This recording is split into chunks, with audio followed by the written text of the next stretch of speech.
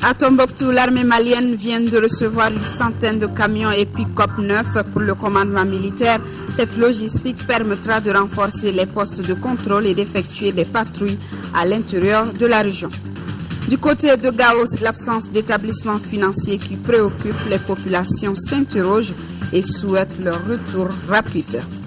Le dossier de cette édition s'intéresse à la forte demande de glace en cette période de chaleur, une demande qui crée souvent une augmentation de prix dans certains quartiers. Nous aurons plus de détails en fin de journal. Voilà pour le sommaire, mesdames, messieurs, bonsoir et bienvenue dans ce journal. Hier, le président de la République par intérim était en visite à Sévaré et à Konna, en 5e région. À Konna, précisément, le président de la République par intérim a inauguré une rue qui porte le nom du lieutenant français Damien Boiteux. Il est le premier soldat tombé sur le théâtre des opérations de reconquête des régions occupées. Le compte rendu de nos envoyés spéciaux, Soumaïla Berthié et Aliou Touré.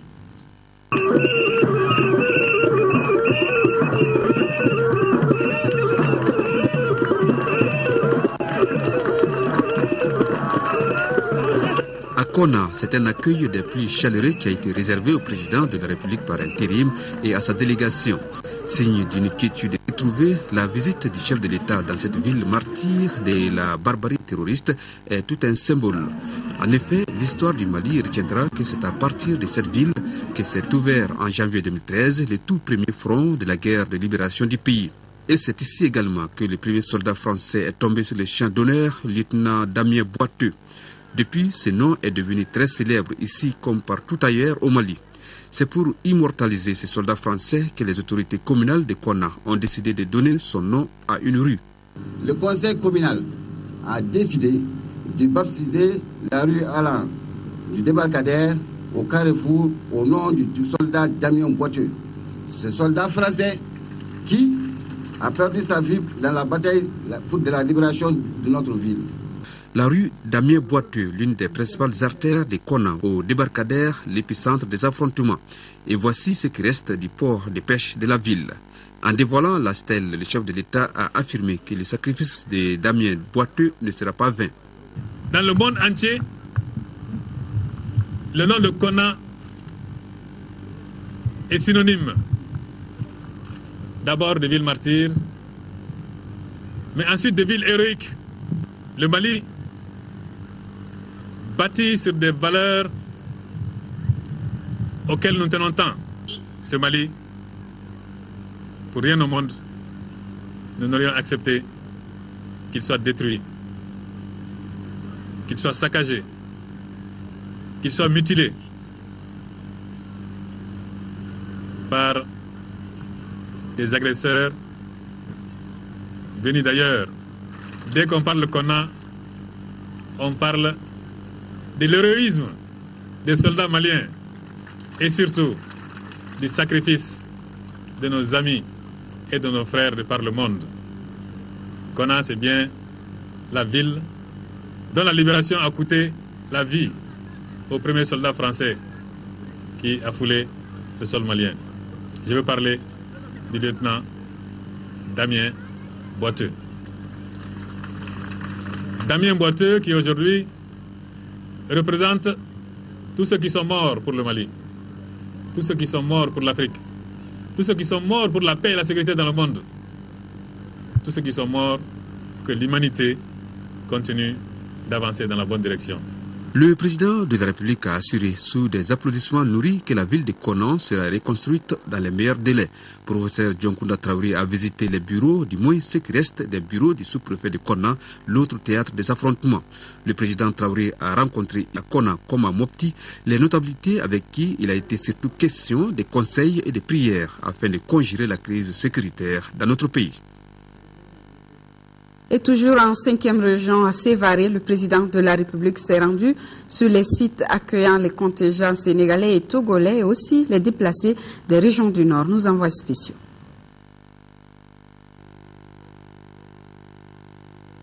À Sévaré, le président de la République par intérim a rendu visite aux troupes africaines basées ici. Le contingent sénégalais compte au total 572 soldats. Il partage le même site avec une unité motorisée du Bénin. Si l'on en croit le commandant de la troupe, des unités sénégalaises sont remontées vers Gao.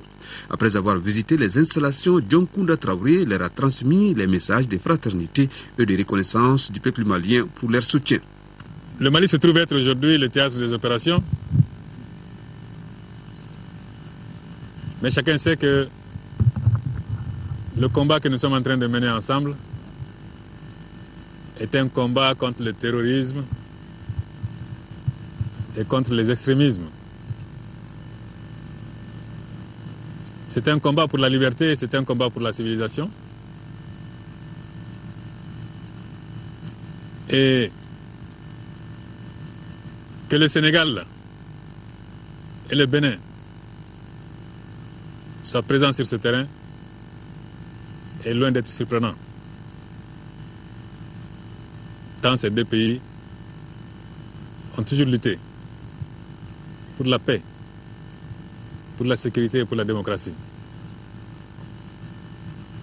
Je voudrais donc vous exprimer nos remerciements et notre gratitude pour le bon travail que vous êtes en train de faire ici, pour la marche en avant de l'humanité. Le contingent togolais, lui, a établi son quartier général dans les locaux de l'ex-rizerie de Sévaré. Il compte 650 éléments, dont certains ont pris position à Kourou, vers la frontière du Burkina Faso. Ici également, le président de la République par intérim a rappelé que la guerre que le Mali et ses alliés mènent est une guerre pour la liberté.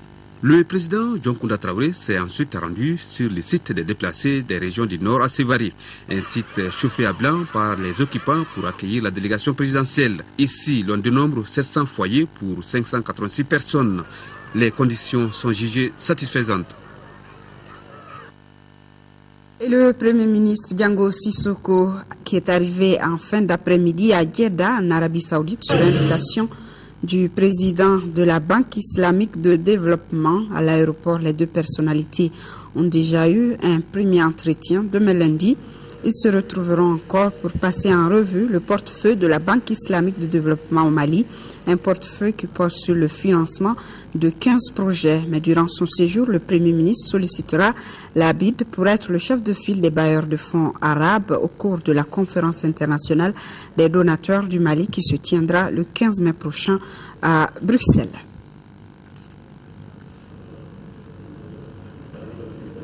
Le Premier ministre Diango Sissoko qui est donc arrivé en fin d'après-midi à Jeddah. Ici à Bamako et au Mali, une mission de haut niveau du Bureau de coordination des Nations Unies pour les affaires humanitaires vient de séjourner à Tombouctou sur place. Elle a eu des séances de travail avec la MISMA, les autorités régionales et les ONG qui font un travail remarquable avec l'appui des organisations onusiennes. La mission a également constaté la bonne gestion de l'aide apportée aux populations. Adama Djimde depuis Tombouctou. Cette mission onusienne de haut niveau, UNICEF, PAM, Organisation internationale de la migration et Bureau de coordination des Nations Unies pour les affaires humanitaires OCHA, est venue s'assurer que la coordination humanitaire fonctionne bien à Tombouctou. Sur place, elle a pu témoigner que l'assistance apportée aux populations est bien gérée. Dans la cité des 333 saints, l'administration commence à s'installer timidement. Quant à la situation sécuritaire, elle semble être rassurante. C'est rassurant parce qu'il y a quand même un dispositif qui protège les entrées de la ville, qui protège les alentours. J'ai parlé aussi au gouverneur, comme vous savez. Le retour de l'administration, pour moi, c'était important, c'est essentiel. Et nous sommes heureux que le gouvernement de la République ait pu maintenant prendre la décision de ramener les autorités administratives. Et les informations que nous avons reçues sont de nature à rassurer les gens, mais surtout à les rendre attentifs aux besoins ou à la nécessité pour chacun de veiller à la sécurité. Nous devons redoubler d'efforts et être vigilants pour que cette tendance positive aille jusqu'au point où nous voulons qu'elle soit. Cette visite a été mise à profit pour rencontrer la MISMA, les autorités régionales, les ONG et les jeunes. Et la dotation des régions nord du Mali à moyens militaires qui reste une préoccupation majeure des autorités. Depuis janvier, Tombouctou a reçu de nouveaux matériels roulants, équipés d'armements lourds. Ces derniers jours, une centaine de camions et pick-up neufs sont venus s'ajouter au lot pour le commandement militaire. Cette logistique permettra de renforcer les postes de contrôle et d'effectuer des patrouilles à l'intérieur de la région. Nous retrouvons Adama Djimdi. Le département en charge de la défense de l'intégrité territoriale vient de doter Tombouctou en moyens matériels conséquents. Au total, une centaine de camions et de pick-up flambant neufs. Les hommes sont désormais dans les meilleures dispositions pour combattre, traquer et neutraliser les forces du mal. Ces véhicules tout-terrain, équipés d'armements lourds, ont été livrés afin que les soldats accomplissent leur devoir avec honneur, dignité et détermination. La particularité des véhicules qu'il y a, équipés des armes 4-5 bitiques qui nous permettent de renforcer nos capacités et réussir en même temps 3 missions, à savoir renforcer plus 3 ou plus 4 et certains checkpoints, assurer la sécurité de la ville de Tombouctou et nous permettre de nous projeter pour des patrouilles à plus de 800 km de Tombouctou. Pour une sécurisation efficace du camp, le commandement a acquis un nouveau groupe électrogène de 35 kVA. Actuellement, avec ce groupe, connecté sur des projecteurs de plus de 400 watts, nous avons la sécurité à 90% du camp et ensuite une meilleure participation des conditions de travail des hommes. Parce que la bureautique étant liée à l'électrification, donc là on peut dire que ce groupe est salutaire pour tous les camps. Ceci répond au souci de mettre les éléments dans les conditions leur permettant de répondre présent au lieu et en temps opportun. À Gao, le comité international de la Croix-Rouge CICR est aux côtés de la population victime depuis le 12 avril 2012. Ainsi, toujours dans sa mission d'assistance humanitaire, il vient d'octroyer à l'hôpital de Gao un groupe électrogène de 150 caviars. Ce matériel, dont le coût est estimé à 17 millions de francs CFA, fournira de l'électricité à plein temps à l'hôpital d'Aoudazoumana Traoré. Ce groupe électrogène d'une puissance de 150 kVA est placé au cœur de l'hôpital de Gao. Il sera davantage au cœur des services rendus quand on sait que l'électricité est une denrée rare dans la cité des Askia. La population bénéficiaire est représentée par El Hadji Sambario, a dit bravo au geste et se dit fier des donations actuelles et précédentes du CICR. L'habilitation et l'approvisionnement de l'hôpital en médicaments sont à leur compte. Le CICR a eu à nous appuyer depuis la date du 12 avril à travers un protocole d'accord qui nous lie. Et dans ce protocole d'accord, 3 volets sont pris en compte. Le premier volet, c'était la réhabilitation des infrastructures au niveau de l'hôpital. Le second volet, c'était l'approvisionnement en médicaments pour les dépôts de pharmacie au niveau de l'hôpital. Et le troisième volet constitue la motivation par des primes. Le CICR restera auprès de la population à chaque fois que le besoin se fait sentir, rassure sa représentante adjointe au Sahel. Cette action vise d'une part à améliorer les capacités de fourniture d'électricité à l'hôpital de Gao et d'autre part à affirmer la volonté du CICR à soulager les souffrances des victimes du conflit. La présente donation rallonge avec ce moyen la longue chaîne de coopération qui a toujours rehaussé le CICR et la région de Gao en particulier, pour ne pas parler de l'ensemble du pays. Pour remettre officiellement ce matériel à la disposition de l'hôpital, une signature de certificat a eu lieu entre le CICR et les autorités de Gao. Nous restons à Gao où l'absence d'établissement banquier est décriée par la population. L'administration est pourtant de retour et la région est sécurisée par des milliers de militaires maliens et étrangers. Des témoignages précisent que l'absence de banque cause d'énormes préjudices et aux salariés et à l'économie régionale car l'État malien a opté pour la bancarisation des salaires. Pour plus de détails, suivons ce reportage de Daoudazoumana Traoré. Aucune banque n'a ouvert ses guichets après le passage du pilleur MNLA et complices. Toutes les banques ont été mises à sac. 2 mois après la reconquête des zones occupées, l'économie de Gao est malade. C'est les fonctionnaires, commerçants, opérateurs économiques et toutes les autres couches de la société qui en font les frais. Les activités économiques sont au ralenti. Ça nous pose beaucoup de problèmes. Parce qu'actuellement, là où je suis, j'ai envie de faire des commandes de matériel à Bamako, je ne peux pas. La population se dit inquiète pour la simple raison que l'absence de structures bancaires perdure. Les fonctionnaires et les retraités sont obligés d'effectuer des déplacements coûteux sur Bamako pour avoir leur salaire. Pas à Mopti, on s'est déplacé pour aller à Bamako. Et à un moment donné d'ailleurs, on nous a dit, bon voilà, on a fermé pur et simplement Gao Tombouctou. Et si vous ne vous domiciliez pas à une banque, comment dirais-je, de la place, alors il ne serait pas facile pour vous, en tout cas, de bénéficier des avantages de notre banque. C'est la BDMSA. Que les fins de mois sont pratiquement cauchemardesques pour les enseignants. Déjà, pour aller à Bamako, il faut 17 000. Pour revenir, il faut 17 000. Ça fait 34 000 francs d'un salaire que vous savez. C'est extraordinaire, vraiment, pour un enseignant. Sur le marché des affaires, le manque de monnaie et des billets de petites coupures se fait sentir. On a même des problèmes de monnaie, jetons tout ça là. Il n'y a pas de banque. Cependant, le transfert d'argent, un système aléatoire, certes, arrange beaucoup de situations. Peut-être certaines compagnies, il y a Orange, vraiment souvent, qui fait on fait des transferts. Bon, c'est des solutions palliatives, mais vous savez, l'habitude des banques, ce n'est pas une petite habitude qu'il faut perdre tout d'un coup. Que ce soit les fonctionnaires, les familles déplacées, beaucoup de personnes, tout le monde se débrouille avec Orange Money ici. Parce qu'il n'y a pas de banque, il y a aussi un moment donné, il n'y avait même pas de compagnie, la route était coupée. Les banques, ce n'est pas venir, on ne peut pas finir de fatigue. Ça, c'est sûr. En attendant la réponse de ce souhait de voir rapidement une banque à Gao, la commission sécurité du théâtre des opérations a élaboré un plan de sécurisation spécial pour les banques.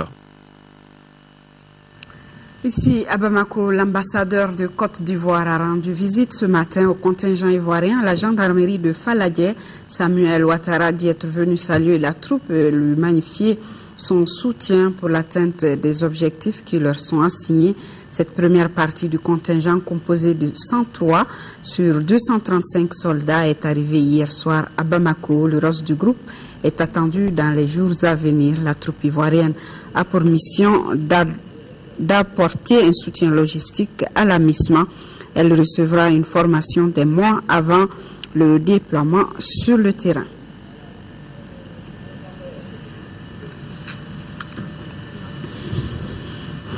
C'est par un dîner que la presse malienne a clôturé les activités commémorant la journée internationale de la liberté de la presse. Un dîner au cours duquel les résolutions des travaux ont été portées à la connaissance des autorités. Isaac Thienou nous en dit davantage. Après une journée internationale de liberté de presse bien remplie autour du thème international Parle sans crainte, c'est par ce dîner que la presse malienne clôture ses activités. Une occasion pour les hommes des médias de présenter les résolutions de leurs travaux au ministre de la Communication, au porte-parole du gouvernement. L'adoption par le gouvernement et l'Assemblée nationale des textes régissant la presse ayant fait l'objet d'une relecture consensuelle entre les principaux acteurs des médias et le département, la revalorisation de l'aide à la presse par une indexation au budget d'État, l'adoption du décret d'application pour rendre effective l'aide indirecte exigée par la loi portant régime de presse et délit de presse, l'adoption de la loi d'accès à l'information qui a également fait l'objet de relecture consensuelle, l'association et l'implication des médias dans les grandes réformes sociales et institutionnelles. Engageons là les professionnels des médias à soutenir le processus de paix et de réconciliation nationale, accompagner le processus électoral en cours, observer rigoureusement les principes éthiques et déontologiques régissant la profession. Le chef du département de la communication a à son tour félicité la presse malienne avant de les rassurer. Vous êtes engagé, d'autre part, à accompagner le processus électoral, à accompagner la dynamique de dialogue et de réconciliation enclenchée dans notre pays. Nous, autorités de la transition, nous ne vous demandons pas plus. Cela nous exige à vous accompagner par conséquent. La soirée a été agrémentée par la musique traditionnelle.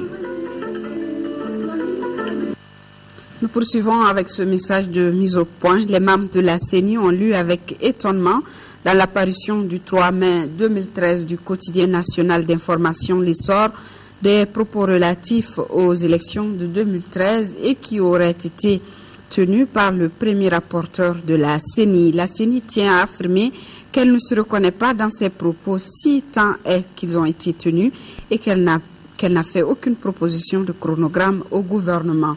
La CENI saisit cette opportunité pour d'une part préciser que les inquiétudes qu'elle a exprimées portent sur la tenue du premier tour de l'élection présidentielle le 7 juillet 2013 et pour d'autre part informer l'opinion nationale et internationale que conformément à l'article 8 de son règlement intérieur, son porte-parole est le président de l'institution. Actualité africaine marquée ces jours par un attentat à la voiture piégée en Somalie. On annonce une dizaine de morts suite de la visite du président ivoirien à l'ouest de la Côte d'Ivoire et aussi du chef de la diplomatie comorienne à Kinshasa. Mais voyons d'abord au Maroc cette marche blanche contre le viol d'une fillette de 7 ans.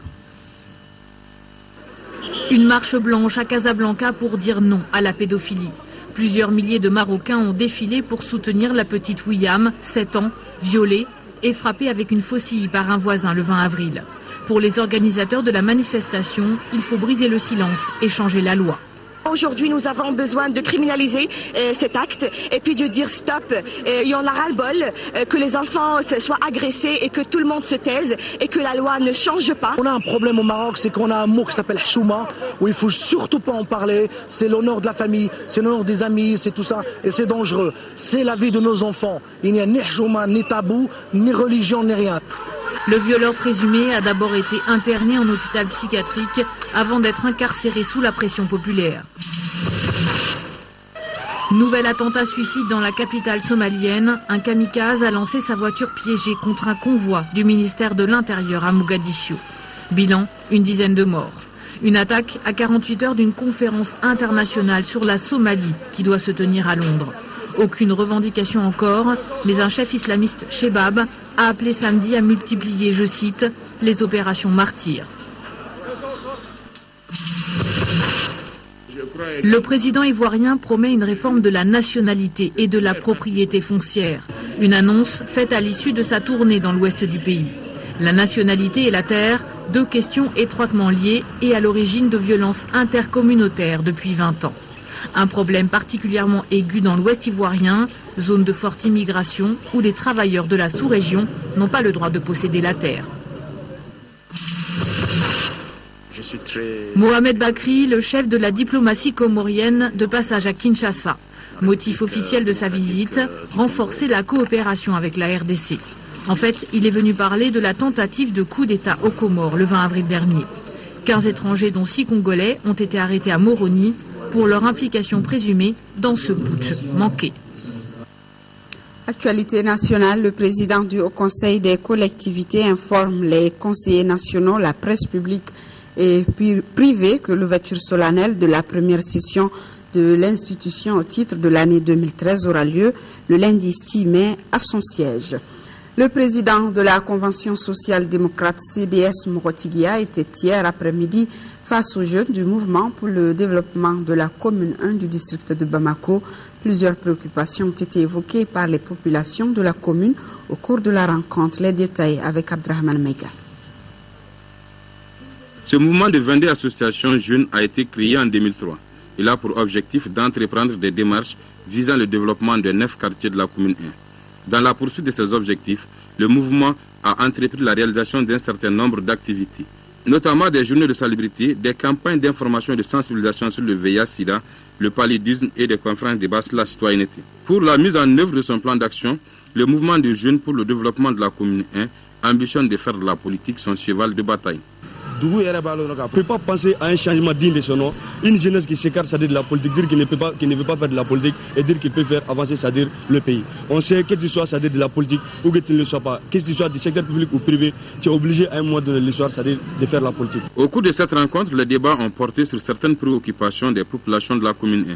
Il s'agit entre autres du manque d'eau, de la construction des infrastructures routières, du recasement de certaines familles, de la réalisation des canaux d'évacuation des eaux usées au niveau du marché de Sikoroni, sans oublier l'électrification de certaines zones de la commune 1.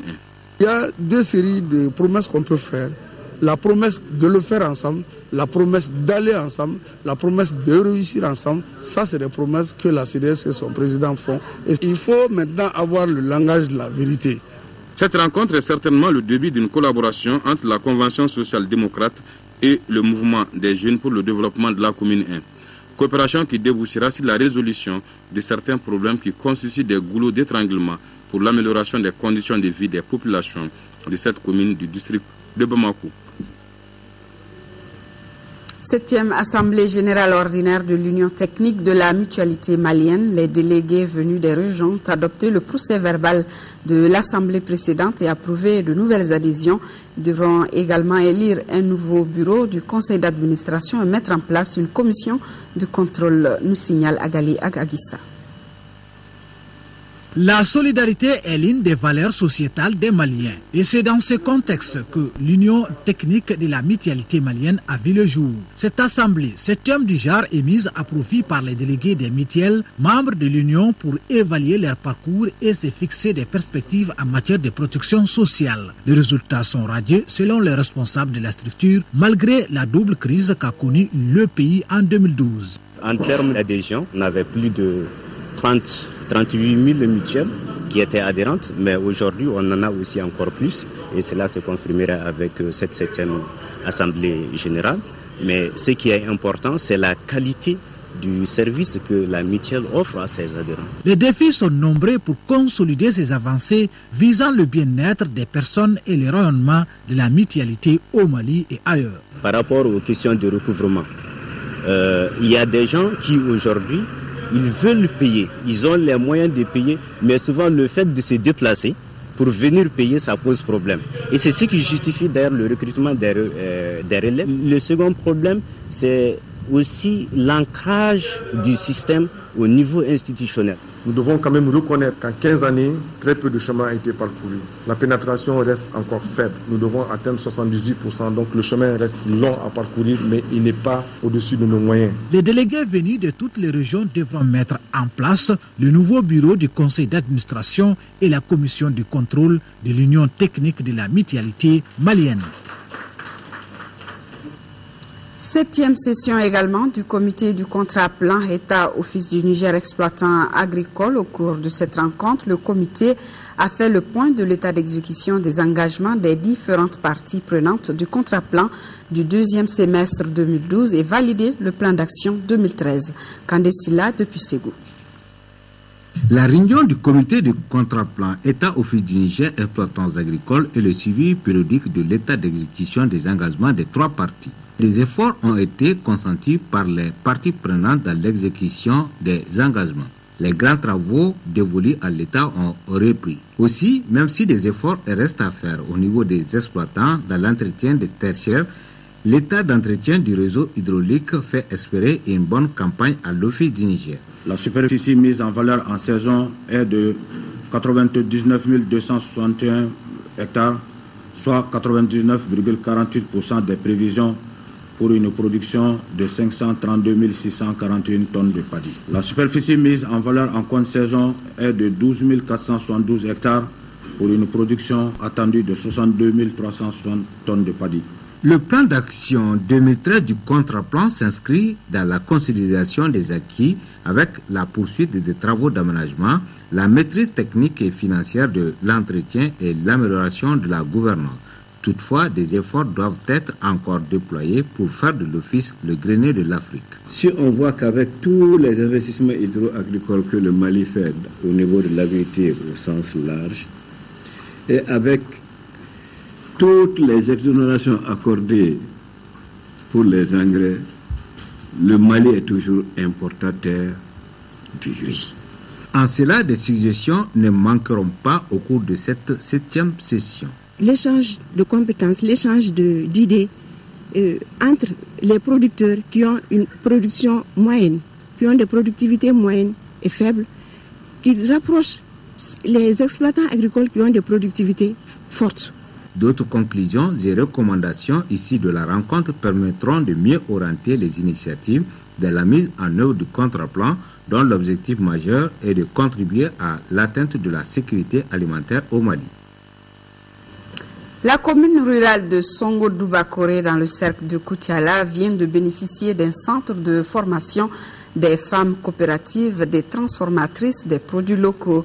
Le centre équipé est l'œuvre de l'ONG espagnole MZC, Mujeres en Zonas de Conflictos, qui veut dire femmes en zone de conflit. Il a coûté près de 230 millions de francs CFA. Envoyé spéciaux Gaussou Touré, Garibou Pérou.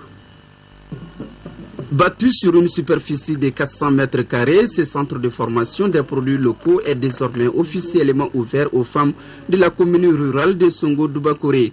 Fruit d'une coopération avec l'ONG espagnole MZC, ce centre a coûté près de 230 millions de francs CFA.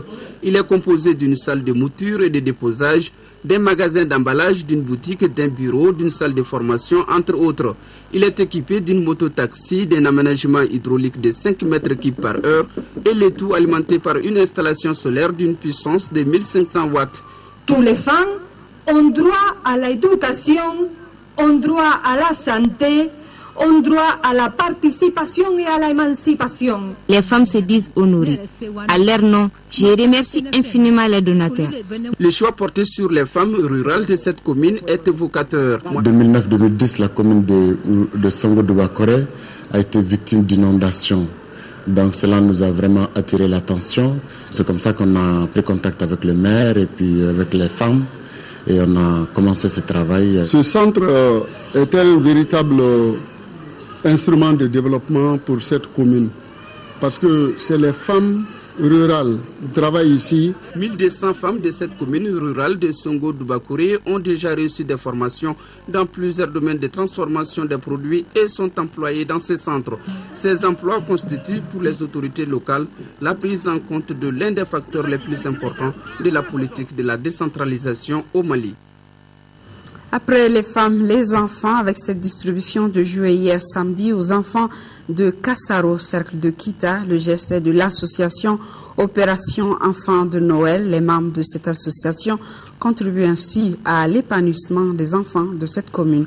Sidi Modibo Dambélé et Timoko Konaté sont nos envoyés spéciaux.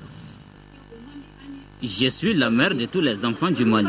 C'est en ces termes que la coordinatrice nationale de l'association Opération Enfants de Noël a rencontré les enfants de Kassaro, cercle de Kita. Ils sont près de 1000 enfants, filles et garçons, à recevoir chacun un paquet de jouets des mains de Pojougou Joséphine Sagra. Je veux dire que j'ai à cœur tous les enfants du Mali, parce que je pense que les enfants méritent un soin spécial.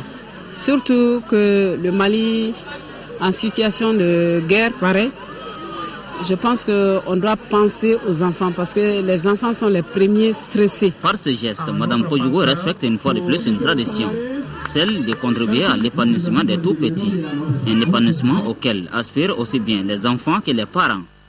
Je les remercie maintenant pour avoir fait ce geste à nos enfants. Je les remercie maintenant d'intervenir dans d'autres domaines pour qu'ils puissent quand même aider nos enfants à s'épanouir davantage. Les autorités scolaires, les parents et les enfants eux-mêmes ont tous formulé des vœux pour la multiplication des actions de ce genre dans leur commune. Voilà des enfants très heureux. Sport, football, Ligue des champions. Le parcours du stade malien de Bamako s'est arrêté hier en 8e de finale retour. Il a été tenu en échec 0-0, un score insuffisant après la victoire des Camerounais du Coton Sport de Garoua à l'aller, 3-0. Le stade malien de Bamako doit en revanche se consoler avec la Coupe de la Confédération tour de cadrage, un passage obligé avant la phase de poule. Retour sur le match avec Siragato Sissé. Le miracle n'a pas eu lieu. Le stade malien de Bamako dit adieu à la Ligue des champions éliminée en 8e de finale retour par Coton Sport de Garoua du Cameroun.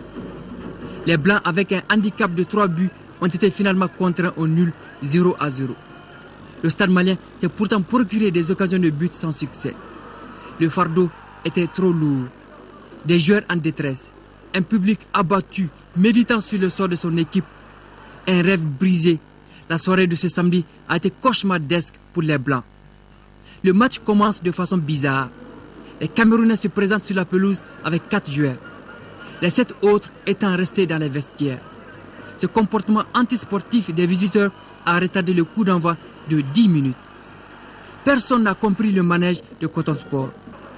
Au bout du compte, le stade malien s'est heurté à la rigoureuse défense camerounaise. Le match là, on l'a perdu à Garoua. Parce qu'à Garoua, on a pris 3 buts, on n'a pas pu marquer. Tout le monde a senti que l'équipe avait la volonté, mais on a confondu vitesse et précipitation.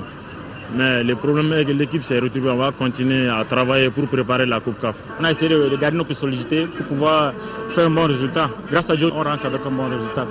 Pour la deuxième fois d'affilée, le Stade Malien de Bamako manque l'opportunité de jouer la phase de poule. Pour la deuxième fois, il est reversé en Coupe de la Confédération, tour de cadrage. L'heure est donc à la remobilisation de la troupe pour affronter cette compétition. On sait que le Stade Malien de Bamako aime la Coupe de la Confédération et celle-ci aime aussi le Stade malien. Le sacre continental de 2009 est encore gravé dans les mémoires. En cette période de forte chaleur, l'eau congelée ou la glace est très sollicitée. Certains la consomment pour adoucir leur soif, d'autres pour conserver les produits frais. Une forte demande qui crée une augmentation souvent du prix de la glace dans certains quartiers. Sur le sujet, voyons ce dossier de Fatoumata Kone.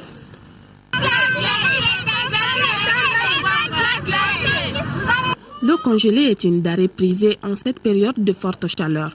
Qu'elle soit en sachet, dans les bidons ou en barre, la glace intéresse tous les Maliens, surtout les Bamakois. Très convoitée, l'eau congelée marche à merveille. Le prix d'achat varie d'un quartier à un autre. La barre chez nous ici à l'usine, ça coûte 1500 francs. Pour avoir de la glace, c'est un véritable exercice. La fausse note de cette activité commerciale, ce sont les coupures intempestives d'électricité. Une chose est sûre, quand l'eau est très bien congelée, on fait de bonnes affaires.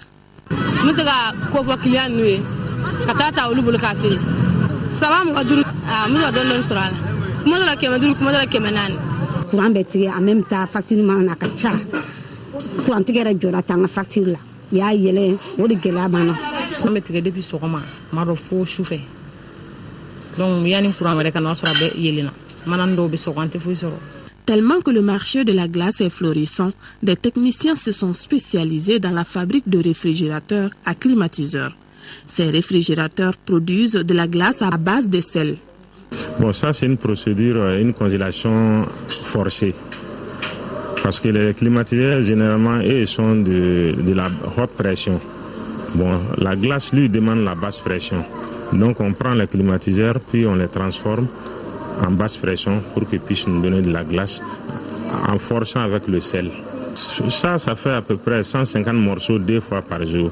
Si tu les vends à 100 francs, tu as à peu près 30 000 francs par jour.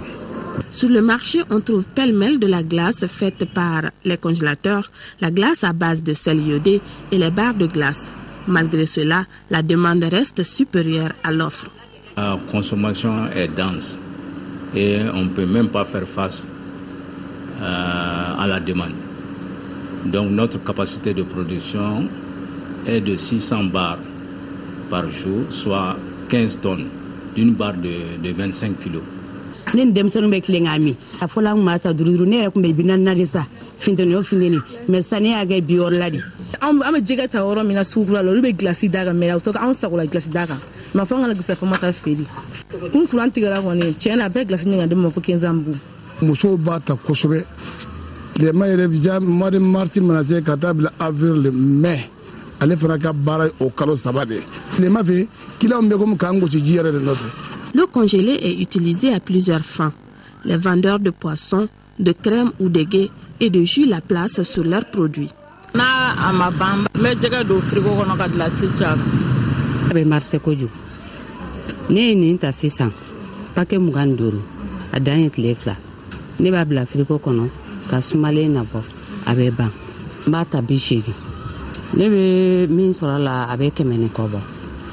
Boire de l'eau fraîche est rafraîchissant pour l'organisme. Par contre, l'utilisation abusive de l'eau congelée peut avoir des conséquences sur la santé de l'homme.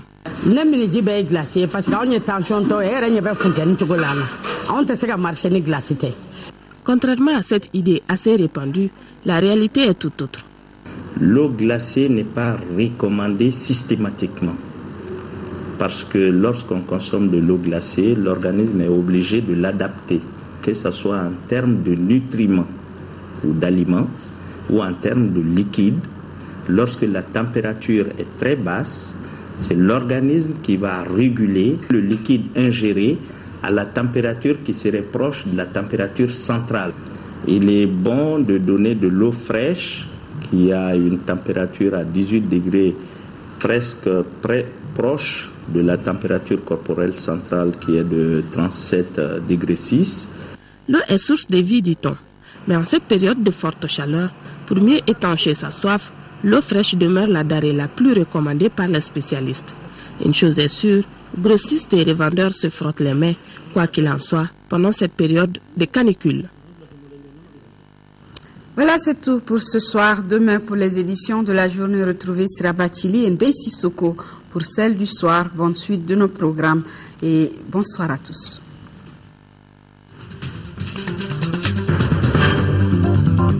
Thank you.